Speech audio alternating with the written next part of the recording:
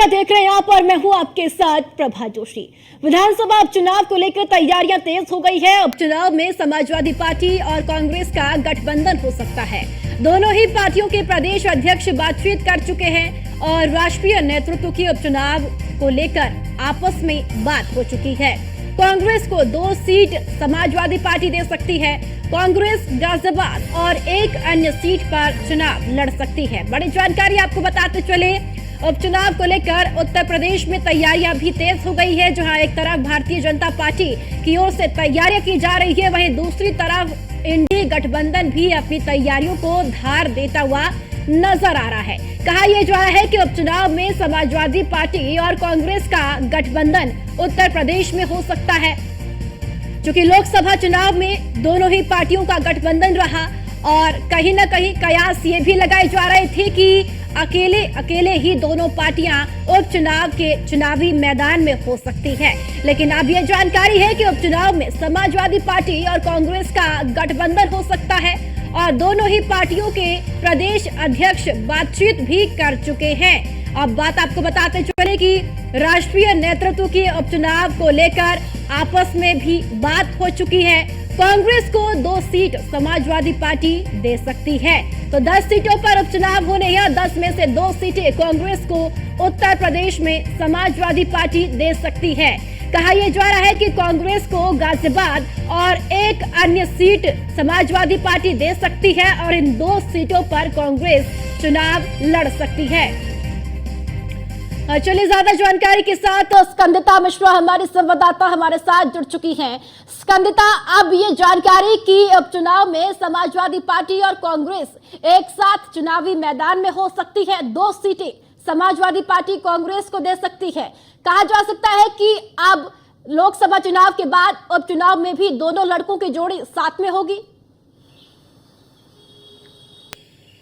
जी देखिए, बिल्कुल बता दें, जिस तरीके से लोकसभा चुनाव 2024 को लेकर यूपी में परिणाम आए थे, उसके बाद से दोनों ही पार्टी के चाहे समाजवादी पार्टी हो या कांग्रेस हो, दोनों ही पार्टी के जो राष्ट्रीय नेतृत्व हैं वो आपस में लगातार बातचीत करते हुए नजर आ रहे हैं। एक जैसे उनके बयान निकलकर सामने आ रहे हैं, जिससे कहीं ना कहीं साफ तौर पर पता चल रहा है कि दोनों ही पार्टी में एक दूसरे के लिए सॉफ्ट कॉर्नर है। और जिस तरीके से परिणाम आए हैं उसके बाद में आगे भी एक गठबंधन बना रहे, उसको लेकर वो लगातार प्रयास कर रहे हैं कि दोनों पार्टी के बीच में समन्वय बैठा रहे। अगर विधानसभा उपचुनाव की बात की जाए तो विधानसभा उपचुनाव में भी गठबंधन बना रहे और ये गठबंधन आगे तक चले, उसको लेकर दोनों ही पार्टी के राष्ट्रीय नेतृत्व जो है वो प्रयास कर रहे हैं। विधानसभा उपचुनाव को लेकर सपा कांग्रेस के प्रदेश अध्यक्ष और राष्ट्रीय नेताओं ने लगातार बातचीत जो है वो पूरी कर ली है कि आखिर क्या करना है 10 सीटों पर जहां पर विधानसभा उपचुनाव होने हैं, और इसको लेकर अब पूरी तरीके से तैयारियों में जुट चुके हैं।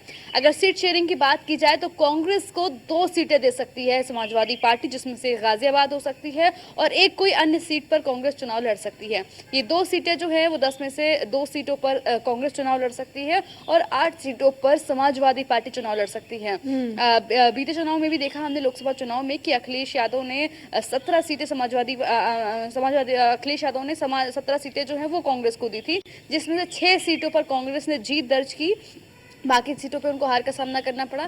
तो अब ऐसे में जब यूपी में कांग्रेस का वर्चस्व बढ़ा है, जब पार्टी की जड़ें मजबूत हो रही हैं, तो ऐसे में उनका विपक्ष को लेकर अगर बात की जाए तो राहुल गांधी का लगातार उनका प्रयास ये है कि विपक्ष में यूपी में रहकर जो है वो डायरेक्ट प्रधानमंत्री मोदी जी को टक्कर दी जा सके। जिस तरीके से उन्होंने वायनाड की सीट छोड़ी है और रायबरेली से सांसद बने रहने का फैसला लिया है, उससे कहीं ना कहीं एक इशारा साफ दिखाई पड़ रहा है कि यूपी की राजनीति में जड़ें जमाने का प्रयास कर रहे हैं राहुल गांधी और यूपी में रहकर विपक्ष के मुख्य नेता बनकर जो है वो डायरेक्ट सरकार से टक्कर लेने को अब तैयार नजर आ रहे हैं। और उनका मानना है कि 27 में भी कुछ ऐसा ही देखने को मिलेगा। जिस तरीके से जो परिणाम आए, दोनों ही पार्टी के नेताओं की बात की जाए, चाहे राहुल गांधी की बात की जाए, चाहे अखिलेश यादव की बात की जाए, दोनों ही का मानना है कि जो 2 लड़कों की जोड़ी है उन्होंने कमाल किया है और आगे भी वो कमाल करेंगे। उनके परफॉर्मेंस जो है वो बेहतर होंगे। इस तरीके से राहुल गांधी अपने बयानों में कहते हुए नजर आए हैं। उत्तर प्रदेश की जनता का भी उन्होंने धन्यवाद किया था।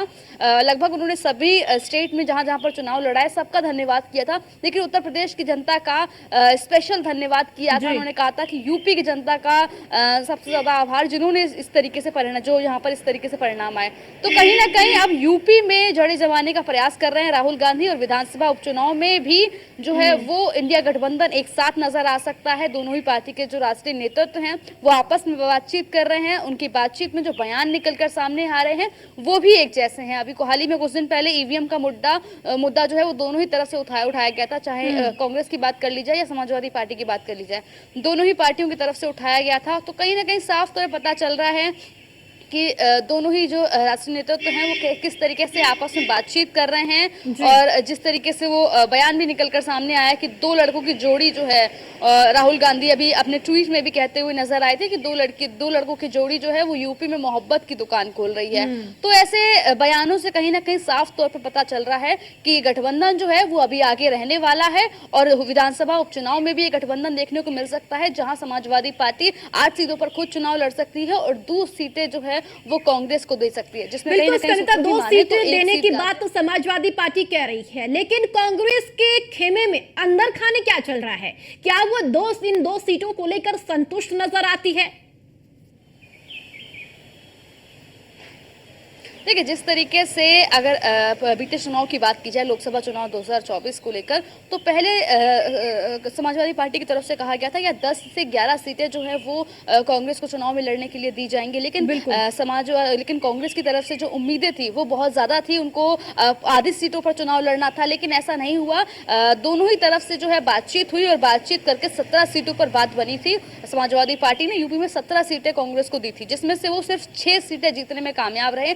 और अब एक बार फिर जब विधानसभा उपचुनाव होना है, और ऐसे में राष्ट्रीय नेतृत्व जब बातचीत कर रहा है गठबंधन को लेकर कि इस विधानसभा उपचुनाव में भी उनका गठबंधन बना रहे, तो अब ऐसे में सीट शेयरिंग एक बड़ा मुद्दा है। हालांकि क्या होगा ये देखने वाली बात होगी। यूपी के कांग्रेस नेताओं की अगर बात की जाए तो उनका लगातार मानना है कि उनका जो वर्चस्व है, उनकी जो जड़ें हैं वो यूपी में लगातार मजबूत होती हुई नजर आ रही हैं। जो इस बार का परिणाम रहा है उसमें उनका वोट प्रतिशत बड़ा है, और उनके सांसद भी जो है वो ज्यादा जीत कर आए हैं। जहां पहले 2019 में 1 सांसद था, अब 6 सांसद के साथ उत्तर प्रदेश में कांग्रेस का एक अच्छा दबदबा बन चुका है। तो वैसे में उनका प्रयास है कि ज्यादा से ज्यादा सीटों पर वो विधानसभा चुनाव 2027 लड़े, और विधानसभा उपचुनाव को लेकर भी उनके राष्ट्रीय नेतृत्व जो है वो लगातार बात करते हुए नजर आ रहे हैं। हालांकि अगर समाजवादी पार्टी की बात की जाए तो अभी तक जो है वो मुख्य विपक्षी पार्टी की, उत्तर प्रदेश की बात की जाए तो मुख्य विपक्षी पार्टी के तौर पर है, और अगर नेशनल पार्टीज की बात की जाए तो तीसरी सबसे बड़ी पार्टी बनकर उभरी है। तो ऐसे में कहीं ना कहीं दोनों ही पार्टी जो है वो एक साथ मिलकर आपस में बातचीत करके समन्वय बनाकर काम करते हुए नजर आ रहे हैं, इंडिया गठबंधन का नाम साथ में लेकर। तो वैसे में देखना होगा कि क्या कुछ होता है। फिलहाल जो सूत्रों के हवाले से माने तो कहीं ना कहीं 2 सीटों पर कांग्रेस चुनाव लड़ सकती है, जिसमें से एक गाजियाबाद की सीट और एक कोई अन्य सीट हो सकती है जहां पर कांग्रेस चुनाव लड़े। हालांकि क्या कुछ डिमांड निकल कर आएगी कांग्रेस की तरफ से, ये देखने वाली बात होगी। फिलहाल जो बात चल रही है जरूर बताएं, सीट शेयरिंग का जो फॉर्मूला है यहाँ पर कौन सा फॉर्मूला अपनाया जा रहा है इंडी गठबंधन के तहत, और जब प्रत्याशियों के चयन की बात आएगी तो वहां पर भी कौन सा फॉर्मूला अपनाया जाएगा कांग्रेस और समाजवादी पार्टी दोनों की तरफ से? देखिए, अगर इस बार के चुनाव की बात की जाए, जो हमने बीते लोकसभा चुनाव 2024 में देखा, उसमें देखा कि समाजवादी पार्टी ने और कई जो है युवा चेहरों को मौका दिया, जो कि काफी ज्यादा नए थे, राजनीति में नए थे, और पहली बार सांसदी का चुनाव लड़ा और पहली बार ही जीत गए। और यहाँ उनके नेताओं ने न सिर्फ जीत दर्ज की, बल्कि बड़े बड़े बीजेपी के दिग्गजों को टक्कर दी, उनको हराकर जीत कर आए। तो ये अपने आप में एक बड़ी बात थी, क्योंकि समाजवादी पार्टी हमेशा प्रयोगों के लिए जानी जाती है, नए नए प्रयोग करने के लिए, और इस बार पीडीए का प्रयोग जो है वो समाजवादी पार्टी ने किया था, जिसका उनको सीधा फायदा मिला।